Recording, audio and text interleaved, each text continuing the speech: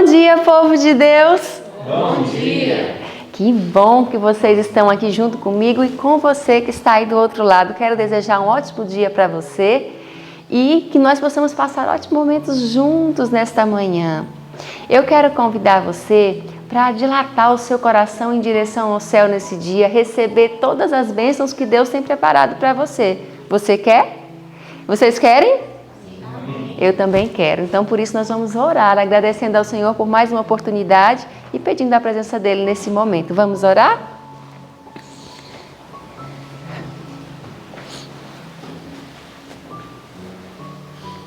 Muito obrigada, Senhor, por mais um dia de vida que o Senhor nos concede, pela chance, Senhor, de enchermos a nossa mente com a Tua palavra, aprender coisas que o Senhor deixou escrito para nosso benefício, para nossa instrução, para nossa correção e principalmente para nós estarmos mais perto do Senhor. Como o Senhor é um Pai amoroso, eu peço ao Senhor que o Senhor abençoe todas as famílias, Senhor, que estão assistindo. Abençoa seus lares, seus filhos, seus pais, todos, Pai, que colocaram a mente nas Tuas palavras nesta manhã. Que eles possam se sentir renovados e abençoados por Ti. Nós também, Senhor, nos abençoa nessa manhã, em nome de Jesus. Amém.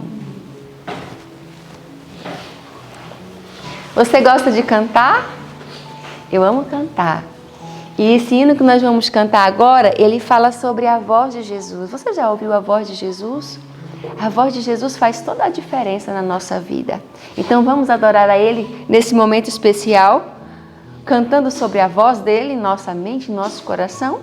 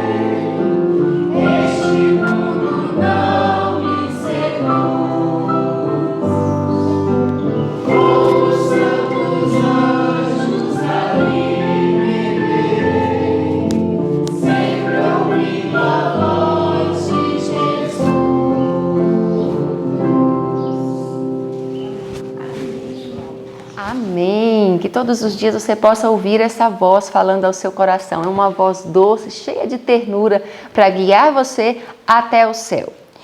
E agora nós também vamos gravar um pedaço da palavra de Deus Você sabe que cada vez que você coloca na sua mente coisas boas, a sua mente vai ser renovada. Mas quando você coloca a palavra de Deus, o seu caráter, quem você é transformado. Olha que coisa especial.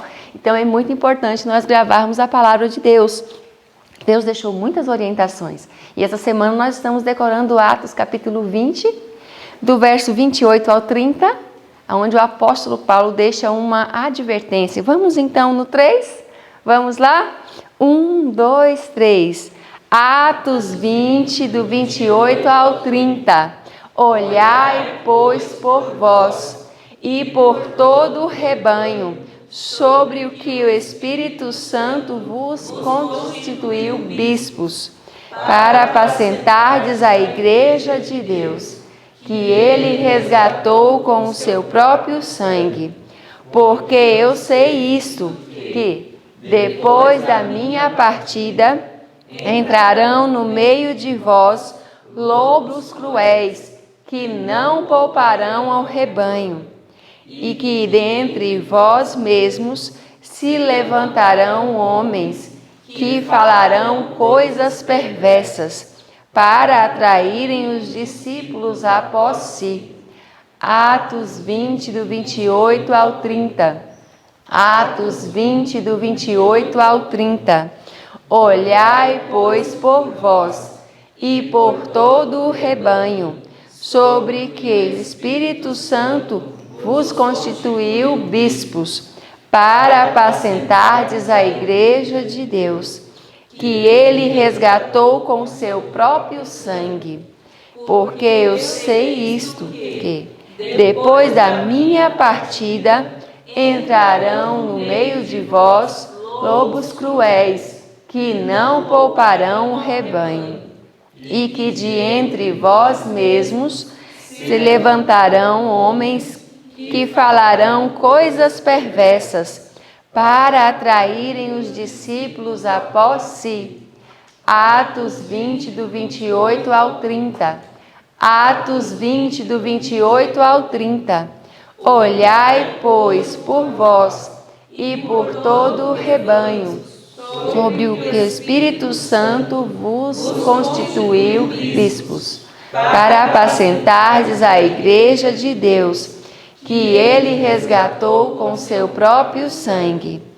Porque eu sei isto, que depois da minha partida entrarão no meio de vós lobos cruéis, que não pouparão ao rebanho, e que de entre vós mesmos se levantarão homens que falarão coisas perversas, para atraírem os discípulos após si. Atos 20, do 28 ao 30. Amém. Gente, que especial. Se você colocar um pedacinho da palavra de Deus todos os dias, sua mente vai ser renovada. E esse é o desejo de Deus. Então, quero convidar você agora para entrar, mergulhar de cabeça nesse estudo que está muito bom nessa manhã. Que Deus possa te ensinar, te fortalecer e nos abençoar para que possamos crescer como família e como filhos de Deus. Então, fique com o estudo. Um bom dia para você e até a próxima. Bom dia novamente. Bom dia. Hoje nós estivemos estudando uma coisa muito bonita, mas para resumir o que nós estudamos o capítulo 23 até o capítulo 25 de Ezequiel, Lucas capítulo 9, verso 46 ao 62 e o capítulo 53 do Desejado de Todas as Nações. Que capítulo lindo, né? Que trouxe tantos ensinos para nós. Muito. Aqui no livro de Ezequiel, no capítulo 23, o Senhor continua dando as advertências e falando sobre a prostituição espiritual que estava acontecendo ali entre o seu povo. E ele compara duas cidades, que eram quais essas cidades? Samaria e Jerusalém. E ele dá um nome um tanto interessante, Duda, que nós não vemos comumente esses nomes. Samaria ele chamou de Aolá e Jerusalém de Aolibá. E aí aqui o Senhor revela ao profeta uma maneira muito prática deles entenderem como eles estavam se contaminando. Aí ele compara 2 virgens que se prostituíram ali no Egito e foram se envolvendo com outros deuses. Aqui no versículo 38 e 39, Deus fala assim: e ainda isto me fizeram. Contaminaram o meu santuário no mesmo dia e profanaram os meus sábados, porquanto, havendo sacrificado seus filhos aos ídolos, vinham ao meu santuário no mesmo dia para o profanarem. Eis que assim fizeram no meio da minha casa. E aí Deus fala aqui no versículo 49, o castigo da vossa perversidade eles farão recair sobre vós, e levareis os pecados dos vossos ídolos, e sabereis que eu sou o Senhor Deus.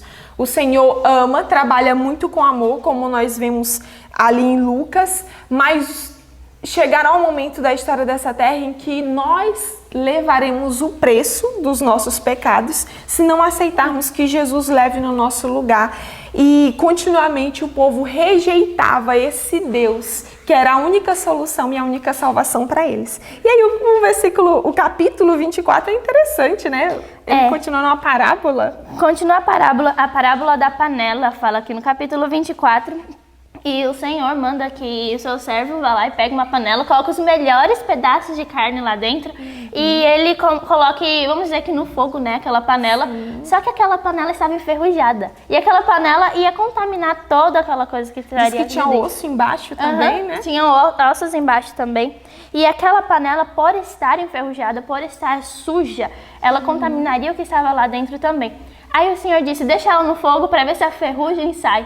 Só que depois ele disse assim, depois o Senhor disse para Ezequiel, a ferrugem não vai sair no fogo, porque já está muito impura e a ferrugem não sai no fogo. Estava querendo comparar o povo de Israel, que o povo de Israel estava tão impuro, tão impuro, tão impuro, que mesmo no fogo eles ainda não estavam sendo limpos, eles não queriam serem purificados, igual aquela panela tinha que ser purificada no fogo.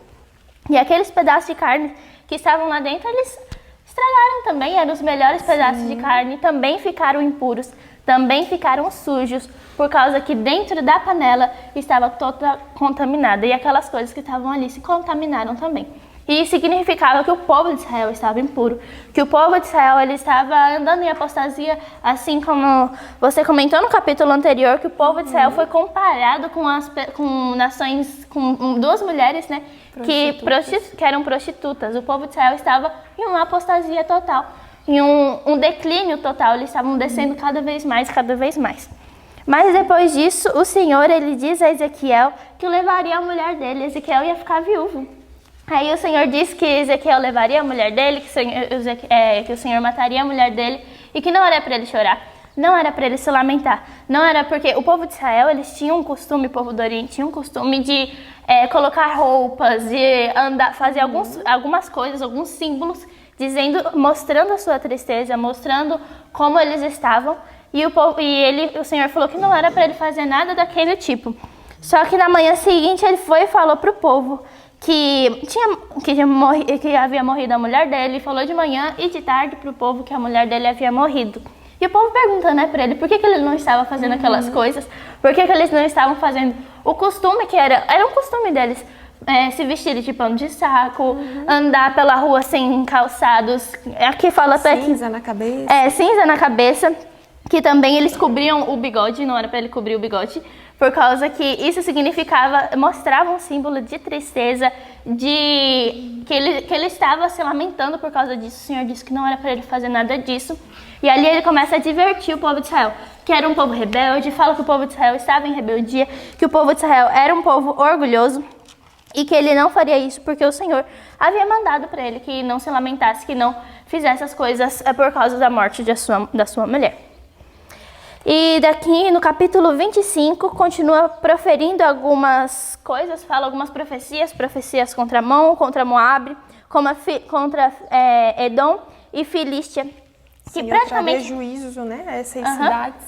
Praticamente era por causa da mesma coisa, eles tinham afligido o povo de Israel.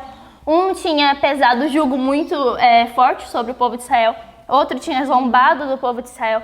Então o Senhor fala que essas nações seriam castigadas porque elas estavam caçula do povo de Israel também tinham feito um fardo muito pesado para o povo de Israel. E sabe o que eu fiquei pensando? O Senhor, ele estava castigando sim o povo de Israel, mas ele não queria que as outras nações castigassem ele. Era como se fosse um pai que cuida do seu filho e quando alguém vai lá e bate no filho, fala: por que você bateu? Por que você bateu no meu filho? Você não tem direito de fazer isso. E era a mesma coisa que o Senhor estava falando aqui com essas nações, porque eles estavam afligindo o povo de Israel e disse que cairia coisas piores sobre essas nações. E a gente vê que Deus nunca vai nos tratar da maneira que nós merecemos. Quando Ele vai dar o juízo está ali temperado com a misericórdia. Que Deus tão bondoso para conosco, Duda. Aqui no capítulo 53, nós estudamos já nessa manhã sobre a última jornada de Cristo ali na Galileia. E juntamente, eu convido você a deixar sua Bíblia aberta também ali no livro de Lucas, capítulo 9, do versículo 51 ao 56, que é onde você vai encontrar o que nós estaremos comentando aqui. À medida que ia se aproximando o término do ministério de Cristo, ia aproximando a sua morte, Cristo ele foi mudando a maneira de pregar, ou melhor, de abordar a sua mensagem. Antes, Cristo fazia as coisas e ele pedia o quê quando ele operava um milagre? Para não falar para ninguém. Não fala, né? Não diga para ninguém, não alarma. Mas agora, Jesus aqui, ele começa a falar de outra forma. Ele coloca os discípulos, novamente ele vai a Jerusalém. Ele tinha ido a Jerusalém na festa dos tabernáculos. Nós estudamos, né, antes. Mas ele chegou lá, os irmãos queriam que ele se manifestasse como Messias e Jesus foi como? Bem escondido, discreto, não fez alarmes. Mas agora, nessa viagem em que ele está indo novamente para Jerusalém, ele pede aos discípulos que possam ir preparando o caminho. Aí ele envia eles para passar em Samaria, só que os samaritanos, eles não aceitam que Jesus fique ali. Por quê? Lembram dessa parte? Sim. Lá no livro? Eles não... Qual foi a pergunta? É para o pessoal participar também. Ah, tá. Então vocês respondam. Jesus ele estava indo ali para Jerusalém e ele pede aos seus discípulos que preparem o caminho. E ele envia alguns do dia na frente e eles passam em Samaria, só que o pessoal de Samaria reage de uma maneira um tanto interessante. Vocês lembram o que é que eles fazem? Rejeitam, não dão dormida para o mestre. E por quê? Aquele ódio, inveja, eles achavam que Jesus estava dando prioridade para os judeus, então não queremos aqui não. Mas Tiago e João acham isso o cúmulo dos absurdos, né? E aí, como assim vão tratar o mestre dessa forma? E mais uma vez, Cristo diz que essas coisas, essas atitudes dos discípulos, Duda, doía o coração do mestre. Porque isso revelava o quanto o espírito deles estava ainda diferente do espírito de Cristo. E Jesus ensina. Só que onde estava Satanás nesse momento? Onde estava Satanás nesse momento? Tentando, impulsionando ali os discípulos Vocês acham que os discípulos queriam que Jesus morresse? É óbvio que não, né? A gente já sabe a tristeza. Mas quando eles veem que Jesus está indo para Jerusalém, eu fico imaginando eles lembrando: tá chegando a hora, ele vai morrer mesmo. Como que vai ser aquele desespero? E Satanás instigava para que eles fizessem com que o mestre desistisse, Rebequinha. E sabe o que o inimigo colocava na cabeça de Jesus? Essa parte tocou o meu coração desde a primeira vez que eu li. Porque aqui eu aprendi algo muito importante sobre tentação. E Satanás começa a colocar algumas coisas ali na cabeça de Cristo. Vocês lembram de alguns pensamentos? Por exemplo, mestre... Vamos falar um pouco lá, né? Mas, Jesus, o senhor é muito novo. Para que, Jesus, que você vai morrer agora? Olha, os teus discípulos nem estão preparados se contigo eles agem dessa forma. Imagine se você não estiver com eles. Como que eles vão continuar essa obra? A obra está no início. Por que morrer agora? Olha as insinuações. E ele estava no início do ministério. Início do ministério. Dele, né, que ele estava naquela idade varonil, né? Sim. Por que morrer ainda jovem? Tem tantas cidades para visitar. Tantas cidades ainda para alcançar. A obra está só no começo. As tentações de Satanás são sutis. E muitas vezes o que ele coloca em nossa mente, Duda, parece ser algo verdadeiro que tem razão. De fato, os discípulos estavam imaturos? Estavam. De fato, ainda tinha um vasto campo para ser alcançado? Certamente. A obra era grande, mas nada disso adiantaria se Cristo primeiro não morresse e sacrificasse. Quando o inimigo chegar com tentações, às vezes a gente acha que Satanás ele vai se revelar muito declaradamente. Mas não, sutilezas. Às vezes as coisas vão parecer verdade. Às vezes vai parecer que aquele caminho é o caminho da vida, mas como a palavra diz, no final, há para o homem caminhos que parecem bons, mas no final são o quê? Caminhos de morte. Satanás estava buscando levar Jesus o contrário. Jesus estava indo para o caminho da morte, porque ali era o caminho certo. Mas Satanás estava, de alguma forma, tentando conduzir Jesus para a vida. Mas uma vida falsa e vazia. Se o nosso Salvador não tivesse morrido, não existiria vida. Vida eterna não existiria. E Satanás quis ali mudar, mas o Senhor Jesus tinha o foco no lugar certo.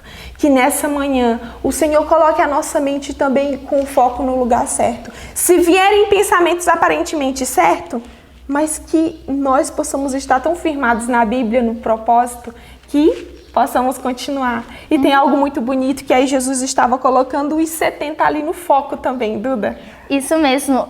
Quando Jesus ele foi para enviar os 70, ele não deu a mesma instrução que ele deu para os discípulos. Porque para os discípulos ele disse bem assim, não é para vocês irem para a terra de gentios, nem para Samaria, nem para lugares do tipo, era para vocês irem para os judeus, para pregar para os judeus. Só que quando Jesus envia os 70, ele dá uma mensagem diferente. Os 70 já estavam com Jesus há muito tempo também e estavam escutando das palavras de Cristo, estavam com Cristo. E ao Jesus enviar eles, ele disse que era para eles irem em todos os lugares. E era para eles irem em Samaria também. Só que uma instrução que todo missionário deve ter, e que foi que Jesus deu para os 70, é que quando alguém não te aceitar em algum lugar, é para você até tirar o pó da cidade das sandálias e sair de lá. Mas você tem que sair e deixar uma mensagem, que o reino de Deus está próximo. E é isso que Jesus já havia falado para eles. Quando vocês não forem recebidos bem em algum lugar, tire até o pó da cidade das suas sandálias e vão-se embora. E ali deixa uma mensagem que o reino de Deus estaria perto. Duda, e interessante que isso que você está falando me fez lembrar, e eu acabei não falando aqui, mas Jesus ele estava indo naquele momento porque era o tempo determinado também, né? Tudo estava acontecendo no tempo determinado. Quantas vezes eles tentaram matar Cristo? Muitas, mas não deu certo nenhuma. Por quê? Porque dentro do plano da salvação há um tempo de Deus, há um tempo determinado. E Jesus agora manda os 70 preparando esse caminho, mas agora eu fico vendo que lindo é Jesus indo entregar a sua própria vida. Não é que eles tiram a vida de Jesus, né? Ele está indo dentro desse tempo para entregar. Aí agora tu volta pro pó da sandália, que não vai ter muito, né? Tempo determinado, é o tempo certo aquele, né? Sim, mas isso é importante falar, né? Que Jesus agia dentro desse tempo, desse plano maior, e ele entrega a vida. Não tiram a vida dele, ele que entregou a vida por nós. Jesus, ele nunca nos força a aceitar a mensagem dele. Ele dá a mensagem e o nosso dever é se nós vamos querer aceitar ou não. Mas dando continuidade, quando os 70 voltam e eles falam para Jesus, nós podemos lá nós expulsamos demônios, pelo teu nome nós fizemos muitas coisas. E Jesus, ele diz assim: eu vi Satanás como raio caído do céu. Imagine eles escutando aquilo, Jesus falando aquilo para eles. E era literalmente isso que Jesus tinha visto. Aqui no livro diz, na página 490, no parágrafo começa assim: ao Espírito de Jesus, fala assim: ao Espírito de Jesus apresentaram-se as cenas do passado e do futuro. E depois disso, Jesus ele contemplou Lúcifer caindo do céu. Jesus contemplou a obra que Satanás, né? Ele não era mais Lúcifer agora, que Satanás ia fazer, né, no final do tempo. Também contemplou a sua morte, como seria o tempo agonizante que ele teria. Eu imagino Cristo vendo isso, só que o mais lindo de tudo isso, Jesus vendo tudo isso, é que no parágrafo começa assim: daí em diante, os seguidores de Cristo haviam de olhar Satanás como inimigo vencido. Na cruz havia de alcançar a vitória por eles. Essa vitória queria Jesus que aceitassem como deles mesmos. Eis que vos dou poder para pisar serpentes e escorpiões. Com toda a força do inimigo, nada vos fará dano algum. Jesus ele tinha contemplado a paz que teria, o reino dele como seria no céu, e Satanás não teria mais poder. Que coisa linda, né? Imagine Jesus vendo toda aquela cena do mundo todo em desastre, mas no final teria vitória. Ele deu a certeza para os discípulos também que o pecado nunca venceria. Amém. E o Espírito Santo eu achei muito bonita também a parte que ele desempenha dentro desse papel. Você quer que eu fale? Ah, tá bom. O Espírito Santo, ele faz a defesa da alma contra o pecado. Ele está ali a nos ajudar para que possamos vencer aquilo também. E sabe o que eu achei muito bonito? Nós vamos ver isso um pouquinho mais à frente, mas que quando os 70 estavam escutando as palavras de Cristo, o Espírito Santo, ele escreveu isso na tábua do coração deles. Que coisa linda, né? Quando nós estamos escutando o Senhor, quando nós estamos dispostos a ouvir a sua mensagem, o Senhor, o Espírito Santo, escreve essa mensagem nas tábuas do nosso coração. Amém. E tudo que Jesus falava fez muito sentido depois da morte dele. Porque aí os pensamentos foram sendo ali, aflorados, e eles iam lembrando que Jesus tinha falado, e o Espírito Santo realmente ia comovendo novamente o coração.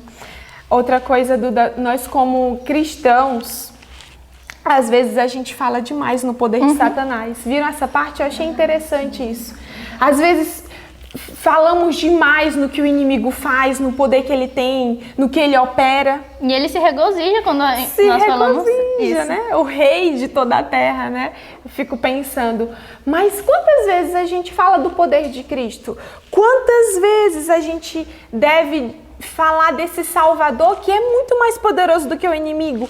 E Cristo mostrou em sua vida e morte que o céu tem poder sobre o inferno. O que a gente viu dias atrás?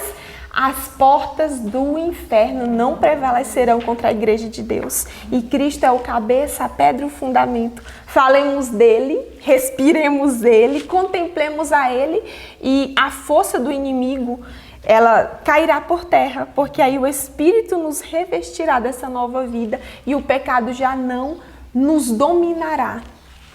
E todos os seres, pode ser o ser mais honrado da terra, pode ser o menos honrado, qualquer um, até o próprio Satanás, quando está na presença de Deus, ele se curva perante Deus. Porque Deus é um único ser santo, é o único ser que não existe pecado nele, que foi dele que veio toda a glória, então todas as pessoas se reverenciam perante ele.